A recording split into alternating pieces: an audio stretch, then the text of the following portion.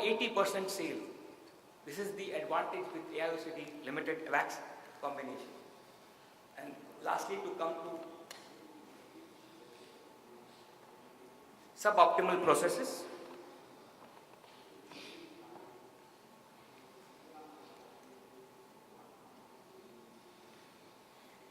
Implementation systems should be based on supply to stockist using EDE data, plan production based on secondary sale, manage stockist expiries proactively, sales to work with secondary targets. Future ideal situation.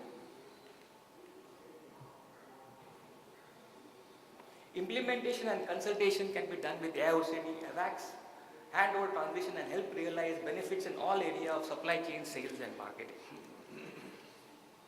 Thank you very much. If you have any questions, I'm welcome. Please welcome. Thank you very much.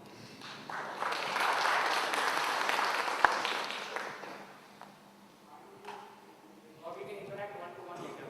That's interesting to know the AIOCD role. Sure. Changing role of AIOCD Yeah. in this area. If you can brief us, it will be nice. Okay. We have the.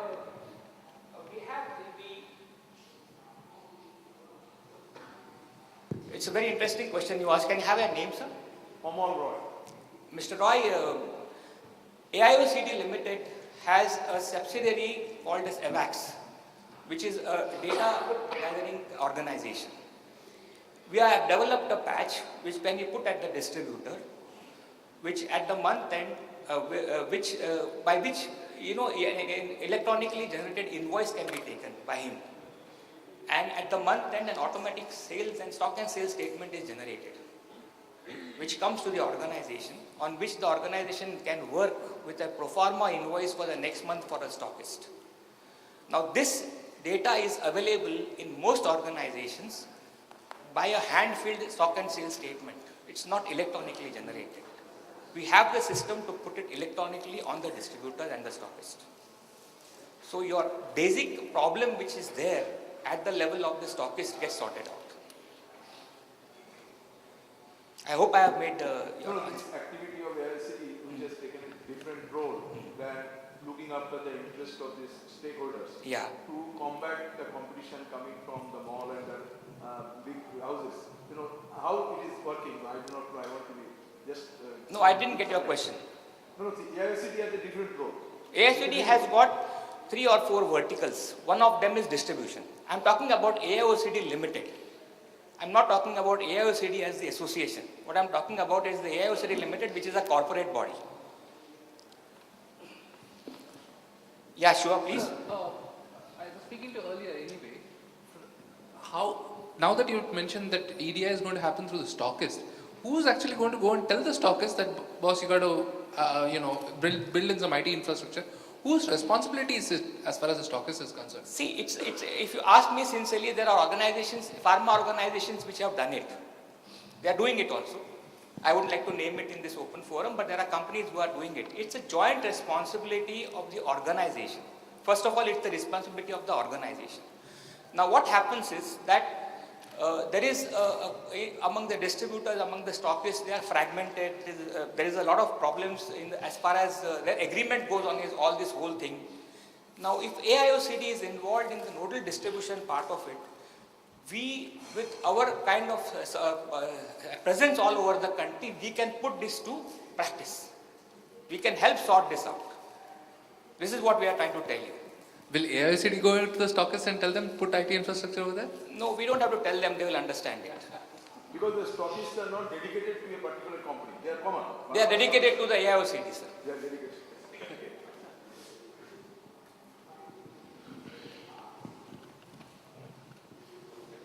Yeah, any other question or we can answer it one-to-one? Huh? Thank you very much. Thanks a lot, sir. Thank you.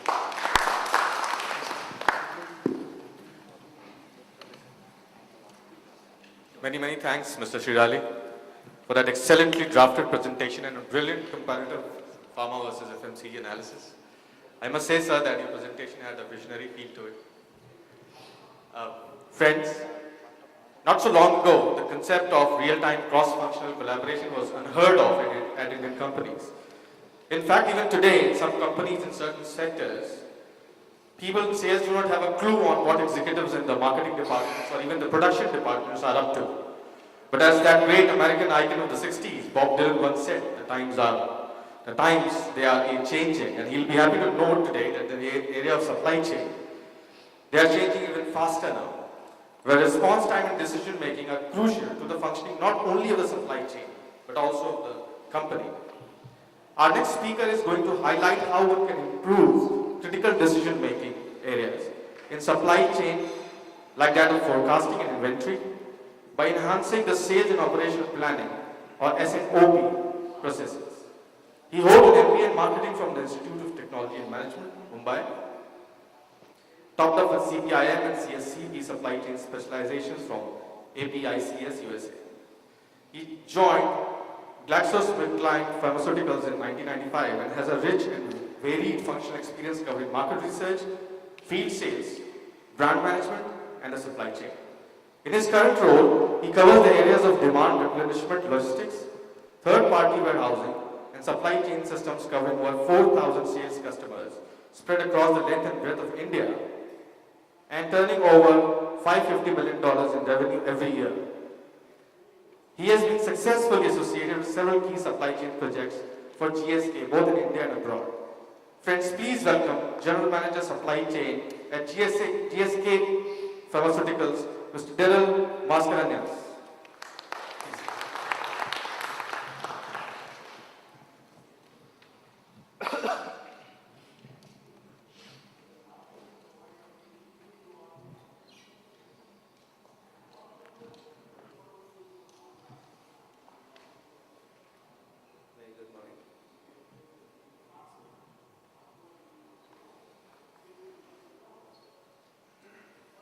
Very good morning. It's quite a shift in terms of what I'm going to talk about now, isn't it? So we've heard in the morning about collaboration, a bit from Dr. Mukherjee, and also we heard the trade side of things when I think very lucidly it was laid bare what pharmaceuticals does, right, at the end of the month. I'm going to talk about a little different sort of an activity which many of us companies undergo or take through on a month-to-month basis to try and organize ourselves a little better. So hopefully this will be a little bit of a different shift in terms of what we've heard since the morning, but we'll add on in terms of, and sort of, I hope to drive a link between what we've heard this morning and what I'm going to talk about.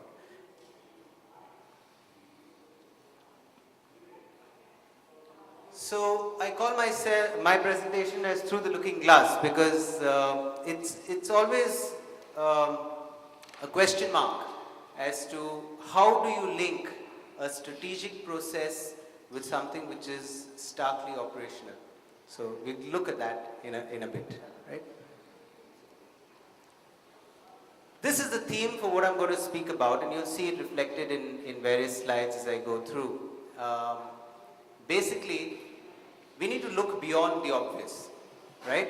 So you see over there a good picture about a scuba diver in the Antarctic, and something which we've often heard about, that the tip of the iceberg is only something that you see, but there's lots more under it, right? So that's what I'm going to go through. A bit about my company. GSK, as you know, is a truly global enterprise because we have operations both in terms of sales as well as manufacturing, sourcing, etc. in many countries all over the world. We have about 96,000 employees in about 100 countries. And you see those little dots all over the map, the world map, those are sites where there are more than 100 employees per site in either a manufacturing location or a sales location. Who are we? We're one of the world's largest research-based pharmaceutical healthcare companies with a sale of over 28.4 billion pounds as of last year. And we lead the way in terms of various industries, which is consumer healthcare. We have a presence in counter and oral healthcare, nutritional products, as well as in pharmaceuticals. And that's the business I represent. We have one of the largest development pipelines in industry with approximately about 30 late-stage assets. And this is our mission, to improve the quality of human life, to enable people to do more, feel better, and live longer. How do we do this? This is one of the ways that we try to achieve the mission that I spoke about. In terms of, we have 100 manufacturing and 350 contract sites in 40 countries. Even in India, we have just one manufacturing site, right? And we have close to about 33 odd contract sites. So it's obvious that much of our manufacturing and sourcing is more towards contracting rather than internally. We internally deliver about 6,000 tons of APIs, manufacture 4 billion packs a year. I won't go through all of those, but basically this is just a slide to tell you that in order to manage such a large organization, such a large enterprise in terms of the manufacturing and sourcing and delivery of products, we need to have a process which sort of manages it in a very organized fashion. And the process that we use is sales and operations planning. Just a quick point to tell you about what the corporate really thinks sales and operations planning is. So basically, the idea of sales and operations planning, even for us as we first got into it, was, what's the point of getting lots of people into the room when everyone's going to only blow his own trumpet? So marketing is blowing their own trumpet in terms of saying that, hey, this is what we want to sell, you don't tell us any differently, etc. and so on and so forth. When finance comes in and says, there's no point in listening to these guys, I know what they're going to sell, so this is what it's going to be, so let them go out and talk whatever they want, this is the kind of money you're going to get to support it. So if you get a lot of people into the room, each one with his own domain expertise, and try to make sense out of what things are going to be, you're going to have chaos. So what is sales and operations planning then? Is it a sense of trying to create chaos in the organization? When people are doing their work in a very nice and disciplined fashion, why not let them be and let them do whatever they do best? So why do you want to have this process which brings everybody together? I'll take you through a couple of slides in terms of some research which has been done in this area to tell you about where SNOP is headed at the moment, which will give us a background to say why we really need SNOP and what could be the way we can work with SNOP in this sector in our organizations. So the first very clear indication was that organizations are not really clear about what the goal of SNOP is, and research shows this very, very lucidly. Only 1/4 of the organizations which were covered in this study actually mentioned that the goal of SNOP would be to align operations with corporate strategy. Now let me tell you that that is the goal of SNOP. I mean, the true goal of SNOP is to align the strategy of the enterprise with the operations in terms of what the enterprise is trying to do on a day-to-day basis. But only 1/4 of people thought it was that. Most thought it was either operationally directed or aimed at establishing a process as an end. You can't have a process as an end, right? So many people seem to think that, yeah, this was to put a process in place so that we can showcase it at seminars like this and say that, yes, we do SNOP. But that's not what it is. The revelation from this finding is that SNOP in most organizations today is still driven by operations managers. Now, whether that's a good or a bad thing, we'll look at it in a later slide. It's still SNOP, right? Which means the S is very small, and that's intentional. Sales has no role in the whole sales and operations planning process as it stands in most organizations today. So it's always driven by operations managers. It's more production planning with some input from sales, but not really